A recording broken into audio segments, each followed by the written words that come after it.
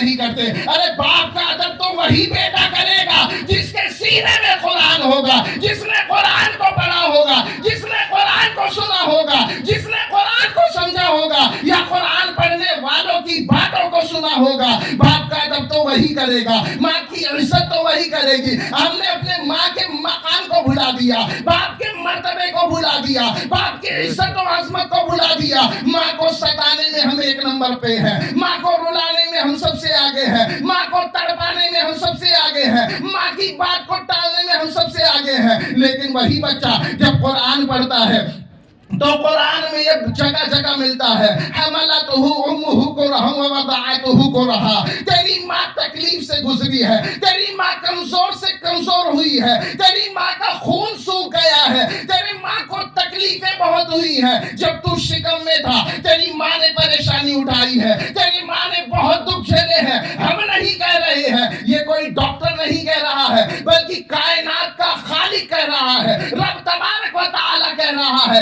اور اس طریقے سے کہہ رہا ہے کہ تیری ماں نے بہت تکلیفیں جھیلی ہیں. اب ہمیں کرنا کیا ہے؟ تو یہی قرآن کہتا ہوا نظر آتا ہے, وَوَالِدٍ بِوَالِدَيْنِ احْسَانًا, اور کہتا ہوا نظر آتا ہے اپنے ماں باپ کے ساتھ بھلائی کرو. اے میرے ماننے والوں, رب تبارک و تعالیٰ یہ کہتا ہے میری عبادت کرتے ہو تو کرو, لیکن ایک بات یاد رکھنا, میری عبادت کرتے رہنا, ماں کی عزت کرتے رہنا, ماں کی بات مانتے رہنا, ایک بار میں بات ماننا. اور اگر تمہارے والد ہیں تو ان کی بھی عزت کرنا, ان کی بھی بات ماننا. یہ سیکھے گا کب, سمجھے گا کب؟ جب قرآن پڑھے گا.